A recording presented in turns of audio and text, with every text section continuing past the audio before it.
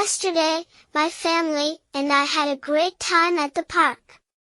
We took with us sandwiches, fruits, and juice. We found a cozy spot on the grass and spread out a big, colorful blanket. I played with my toy car, and my sister rode a bicycle. After our picnic, we went to the playground. I climbed on the monkey bars, and my sister went down the slide. We laughed a lot. Mom and Dad pushed us on the swings.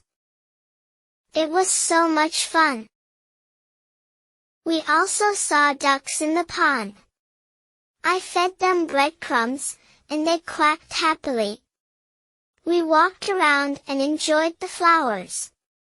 Before going home, we had ice cream. Yummy!